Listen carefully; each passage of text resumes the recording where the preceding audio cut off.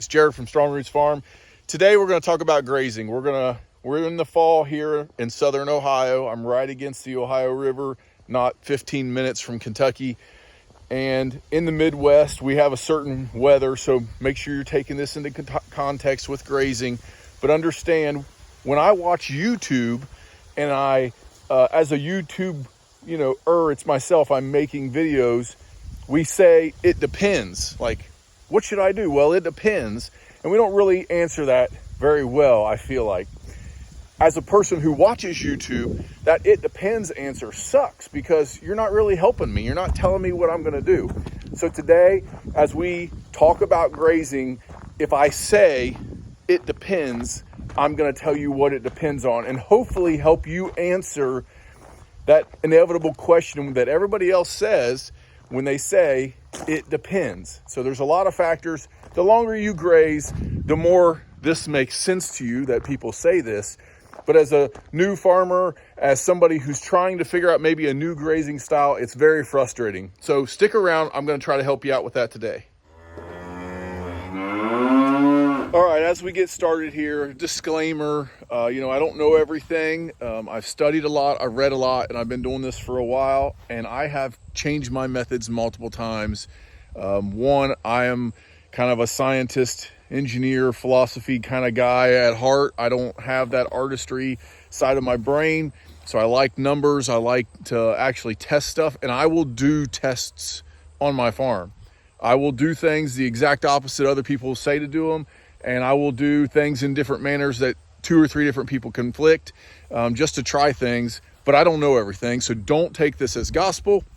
But I'm just trying to show you what I do and how I feel about things and show you, and hopefully it applies to you. But take things with a grain of salt, do your own research. Secondly, I am not harping or being negative to any other YouTuber when they say it depends. Honestly, that is probably the best answer and the most honest answer when you're trying to tell somebody how to do something and you have no idea of their context. Anybody can be watching this video, and so what we tell you to do or what other people tell you to do, it depends a lot on what your situation is and what you're trying to do on your farm. Whether that's, are you trying to build soil or are you trying to raise production? Whether that's, are you in a desert or are you in the Midwest where grass grows great? There's a lot of factors that goes into these decisions. So I believe when I hear it depends a lot, it's because they're trying to help people as best they can. That's their heart. But there's a lot of factors and they don't want to lead people wrong. Or for them, the answer is not always the same. Seasons change, things like that. For instance, there's things we're doing this year on our farm that we've never done before because this is the biggest drought I've seen in my lifetime. We in the Midwest get a bunch of rain, 60 inches a year or more plus. Besides the 4 inches that we got during the hurricane, I haven't seen an inch of rain on this farm in 90 days. So 5 inches in 90 days, but 4 of those came at one point in time, which did recoup a lot of our land.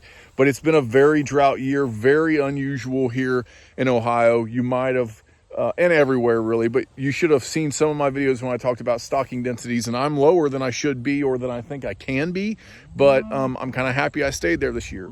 So don't take anything to heart as gospel. And I'm not being negative towards anybody else, but let's get started. I want to talk to you about what I'm doing. So it is October 15th, 16th, something right in there, mid-October. In Ohio, we have good weather like we've talked about, but I know that my first big freeze is going to hit me somewhere mid-December. So I got about 8 weeks left of grazing hard before a hard freeze. And when I say a hard freeze, I mean when it falls below 32 at night, and it does not come above or to a high enough temperature during the day to really free or thaw everything back out. And my issue is water. So as you look out here at this part of the farm, all the way back up towards my barns up here, out here in this part of the farm, I have automatic waters, I have frost-free water hydrants, but I don't have any electricity. I don't have any hydrants that won't freeze, or I'm sorry, automatic waterers that won't freeze. They don't have electric in them, and they don't have the core because of the type of these Ritchie waters that we have. So when water freezes out here, if I fill a Rubbermaid container, when water freezes and it gets below mid-December or gets past mid-December, it's not going to thaw out during the day and I go to work, so they won't have water. So at some point in time, mid-December, I've got to at least get back up to a certain section of my farm where I can keep water from freezing so they can have water all day long. So that's problem number one. Problem number two is it's October 15th. We're not going to have a lot of growth. So I know between October 15th and December 1, there's going to be a little bit of growth on this farm, but not really enough at this point to change my grazing strategy. So this field that we're grazing right now, we've grazed it down pretty tight. Is there still some residual yet there? Yes, but not a lot. It's pretty well taken down. It's not going to come back for me to really graze this hard again and get another full 2 to 3 days out of this square. So I've got to start thinking, how do I plan? How do I graze? Look at some different grazing styles. If you've been reading or been watching other things, there's several different grazing styles out there that people are choosing. A lot of people choose the Greg Judy, which is kind of how the Greg Judy style of eat a third, trample a third, leave a third. And whether that's mob grazing or selective grazing, they call it. And that's really a good method to do. The pros of that, it depends, is if your cows are thin and you need them to gain weight, or perhaps they're stockers and they're butcher animals only, that is a good method of grazing to gain weight quick, because they're going to eat what they want, get as full as they want, but it may not be the best for your soil. And I'm not saying it's bad for your soil. I'm saying it may not be the best type of grazing if your whole goal of your farm is to build soil. For instance, you bought a farm, it was row cropped prior, and the first several years you're going to spend building soil, the microbiology in the soil, the organic matter in the soil, and that grazing like that will help. Definitely better than just letting them loose and graze pasture. But is it going to be the best for building that? I don't believe so. The other type of grazing that I believe is the best for building soil, and I believe is the best for production, getting your numbers as high as you can possibly get them, keeping the stock density levels as high as you can get, as much product as you can produce on your farm without harming your farm, and keeping the production levels good, is going to be a total grazing. Taking it down all the way down and giving it as much rest as possible, even to the point of maybe sectioning off a quarter or half of your farm a year and letting it just grow as big as it can get. Some negatives of total grazing, that from what I have seen and what I've done, is if I let something grow really big, my weed pressure is going to get worse. So if you have a farm that's been in pasture, like mine has for multiple years, and this has been in pasture for 25 years, if it's been in pasture and you have a weed problem and you're not going to spray and you're not going to till, total grazing has its points, but keeping the weeds down is harder with total grazing, in my opinion. Now, if you can total graze your farm, move across it fast and keep those weeds down, that's one thing. But if you're going to leave a section grow up like they talk about, your weeds are going to come in if you already have a weed problem. On a new farm that you've tilled and you've seeded with brand new grass, you're going to have less weed pressure those first several years of a pasture. Total grazing might help build your soil better. So when it depends what type of grazing, total grazing, mob grazing, selective grazing, non-selective grazing, what should you do? It depends, and that's what it depends on. What are you trying to do with your soil, and what are you trying to do with your production? And those factors come into about. So what am I doing? I have done selective grazing throughout the year here when I bought cows that were thinner, bred cows that I thought were a little thinner. I got them a little cheaper. Some Red Angus, some good Baldies, healthy, good, light, small framed animals, but they weren't necessarily filled out as much as I would like to see. And so I did a little bit of selective grazing last year. My animals, mid-October, they are fleshy. They are good. We have good frame scores. I only really have one cow, this Baldy, that has a 450, 500 pound calf on her that is thin. The reason she's thin is she was bred back to back right before I got her, meaning she dropped a calf. They didn't give her 4 or 5 months rest. They bred her back right away.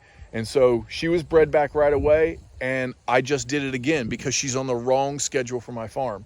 Now, considering those factors, she looks awesome, but she's a little thinner. Other than that though, everybody looks good.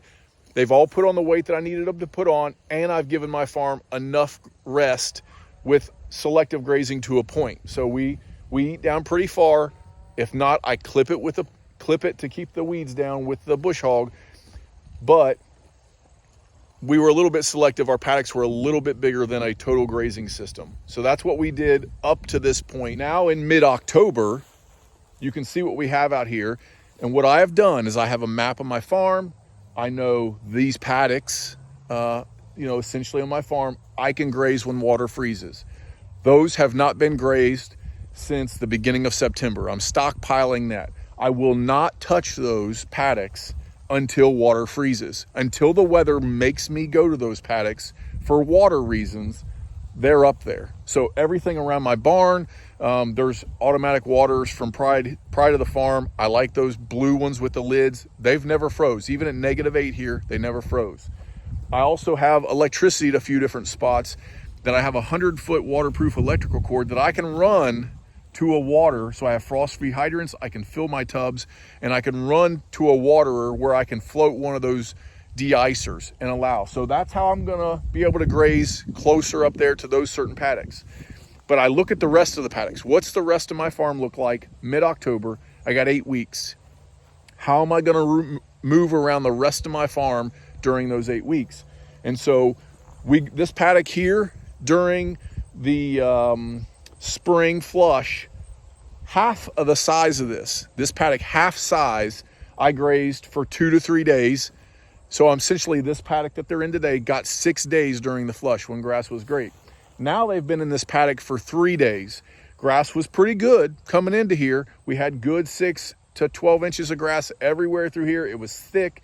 It's a decent paddock here. So they had 2 days of nothing but the grass.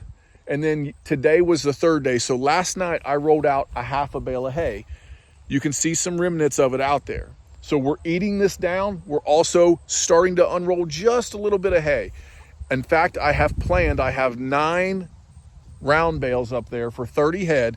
I have 9 round bales to get me to 8 weeks. I may have to break. I have another 100 in the barn that we're planning on feeding, but I may break into those and get 10, 12 to get me 8 weeks. But essentially every 3 to 4 days, I'm going to roll out a half a bale. And that's how I'm going to, lightly start unrolling hay, letting it go back in. So we've grazed this tight. Now we're in here 3 days. What are we going to do next? Next, we're going to cross this line. Right now, I'm going to move these cows when I'm done chit-chatting with you. This is a better paddock. It's not necessarily, it's a little bit bigger, maybe another 1/4 to a half an acre bigger than the paddock we were on. But it's got a lot better grass. Just where it's at in the section, the ground's just a little better here. I've done a better job of cutting and clipping, and I have much more legumes in this paddock than we had in that paddock. So we're gonna let them in here. I've already unrolled a little bit of hay. I had, I don't know, the last 3 feet of a roll when you're unrolling it, and I had a little extra, and I went ahead and just unrolled it for them. They haven't touched it yet, obviously. We'll let them in, and I won't unroll any more hay. They've got a little bit, but they'll graze this. My goal is I might get 5 days, but I doubt it. It's probably going to be a 4-day grazing pattern, but we're going to take this down as tight as we did this. So it's going to be tight. So I'm going to leave them in here and just keep them in here as much as I can. In 3 days from now, I'll unroll another 1/4 to a half a bale of hay in here, and then push them 1 more day in here and that, leaving the remnants out before we go across the fence to do the same thing over and over. And so that's what we're doing. We're giving them a big paddock. Why am I not moving them daily? Because of time. I've got projects I want to build, so it depends. If you want to move them daily, if you want to move them twice a day, if you want to move them twice a week. Right now, I don't feel like the daily moves, I'm gaining a production gain that I did in the spring.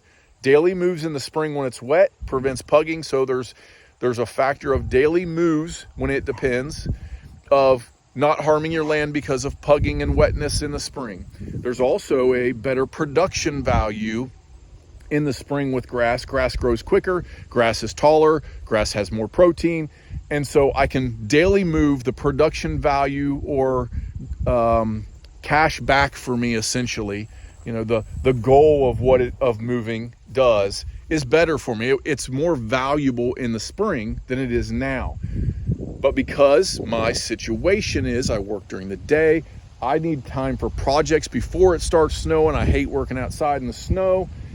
So I don't want to be back here every day for an hour or a half an hour, whatever my normal move would be to move a daily move. Would it be better? Yes. It's just not as valuable as in the spring. So now I'm doing these twice a week to once every 10-day moves and grazing through my farm like this. 8 weeks left. That means 16 paddocks. And I don't technically have 16 paddocks. And so what's going to happen, unlike here, I have about 12 paddocks. So I'm going to have to start on the other side, which the other side of my farm has even better grass and it's even taller than this. I'm going to start making my paddocks a little smaller and try to break those up and get me to 14, 15 days or 14 or 15 paddocks of 2-day paddocks, or a little less and do 3-day paddocks. And my goal is by December 15th, I'm back to this square here that they ate down. There'll be a little bit of growth. And maybe it's the first, maybe it's the 5th of December. There's going to be a little bit of growth, not enough to really affect them, but we'll start unrolling hay. And I will stay out here just unrolling hay to them out here with very little regrowth until the weather forces me to go to my stockpile. At which point, when I go to my stockpile, I'm going to strip graze, which is a total different type of grazing. So with strip grazing, it's a good explanation here. You got a good sign. They're going to be in a field like this where I unrolled hay. It's overused. They don't have a lot. They're dropping good manure everywhere, but there's not a lot of nutrition here for them. And I take this fence and every day I move it 25 feet, 20 feet, whatever it is. They get another strip of fresh, good quality grass of stockpile. And back here, where they've already grazed, I'm unrolling a little bit. So I'm going to unroll a quarter, a half a bale, okay, whatever I determine, and give them a little bit. Give them a little bit of strip grazing. Now we're back to daily moves perhaps because I'm strip grazing. So the production value is there to make me go back to daily moves. Well, why is the production value better in December than here? It's mainly because they're half eating pasture and half eating baled hay. And I want to save that stockpile as long as I can, okay? As long as I can to keep me from going to the barn. Now, when I get to the barn, there's 4 1-acre paddocks, all hard fenced off around my barn. They all have automatic waters they can go to. So if I get burnt out on moving, if it gets really cold and I'm like, you know what, it's time, I'll open it up. They'll have that paddock. They may be in that paddock for 2 weeks. It'd just be solid. They're going to be able to come back to a bale feeder at that point. I won't be unrolling up there. Last year, what I did was I started with the bale feeders. And then when I thought, okay, they've got the grazing down in that paddock, then I would unroll one just to kind of add some extra hay in that field, unroll a half a bale and shut them off from the feeder for a few days, make them eat it up, leaving residual. And then I would move them to the next paddock. And that gets me all the way through until March. So got all that acreage up there, multiple weeks. They're going to be eating hay out of the feeder at that point. They're up there. They have a barn that they can go into, but they're never locked in because that's the grass-fed standards. And that's how I get through winter. But my plans, my type of grazing has went from selective grazing to non-selective grazing or total grazing, and then to strip grazing, all in one season. All right, let's move these cows and then we'll talk about one more little thing.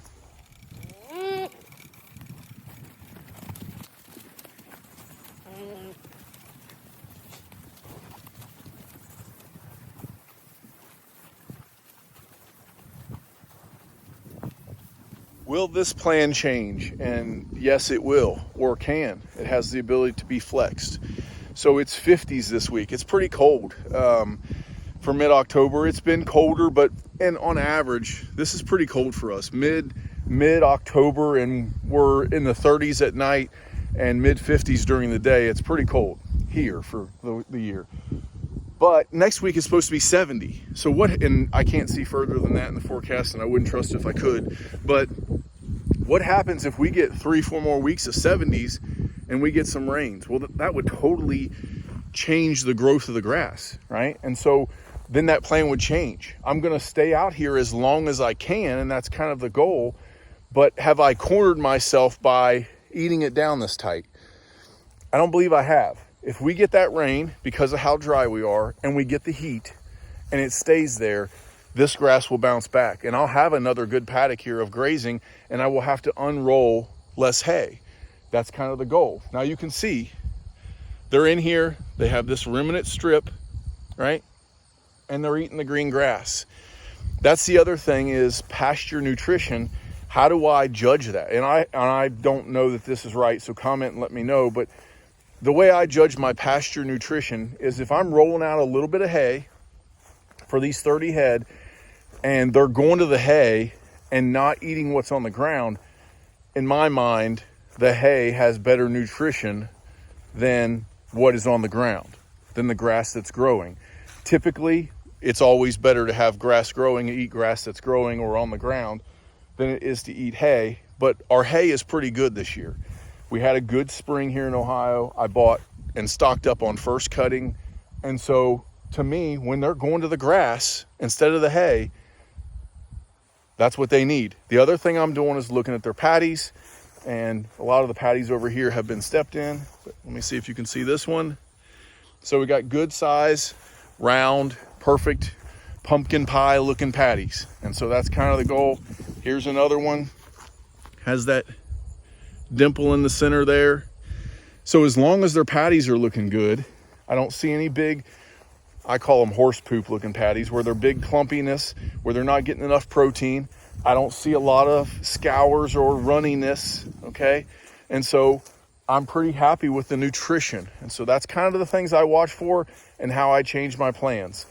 If it gets colder and it gets cold quick and this becomes a nasty winter, yeah, there'll be some residual out here. There'll be some grass out here that may be ready to graze, and I won't be able to graze it, and I'll just leave it.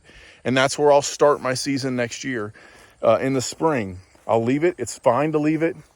Deer will have a little bit this winter, and that's where we'll come back to. But I'm limited here by water, freezing, and dealing with those.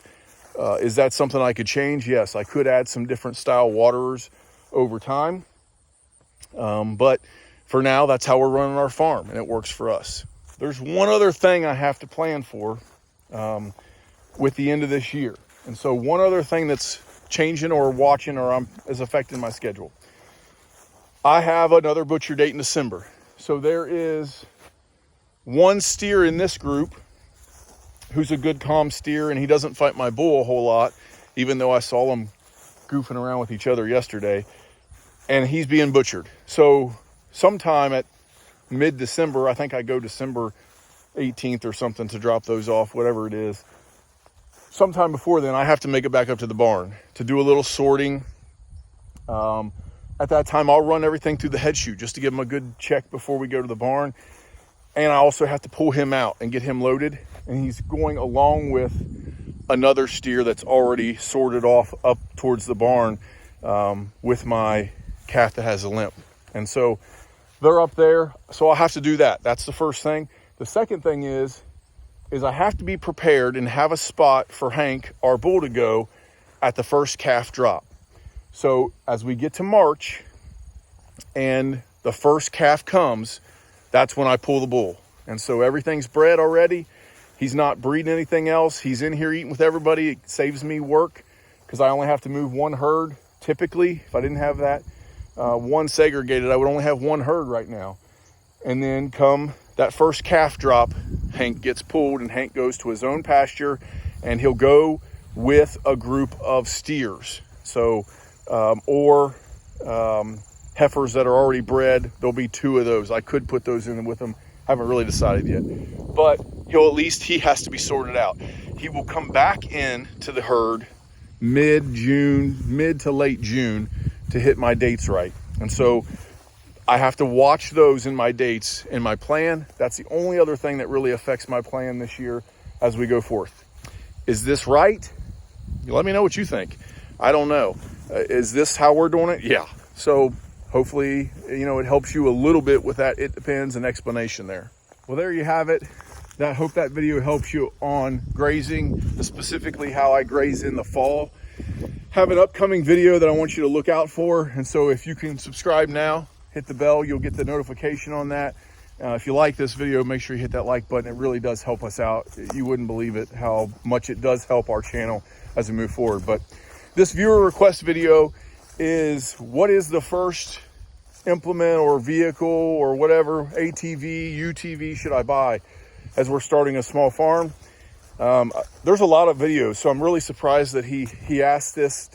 And as I watched some of these, I did a little research today at lunch, kind of watched some of these videos, and I get why the question is still there. There's a lot of it depends again, and it's not a clear-cut answer. And so I have a mathematical way to look at this. So I'm going to make this video. It might be good for some of you. Others, it's not a big deal. What I did in the beginning may not work for you, but otherwise I'm going to make this video for you. But appreciate everybody watching. Thank you so much. And we hope that you're as successful as you can be. And if I missed something in this video, you stayed and watched the whole thing, I appreciate it. If I missed something, if you have a question about something specific to a specific area that I can answer, please comment and I'll try to get you answered. I've done pretty well answering comments lately, thank goodness. And so we're gonna keep going, keep making videos like this, keep trying to help as many people as we can if this is the lifestyle you wanna get into. So we appreciate everything. Thanks for watching.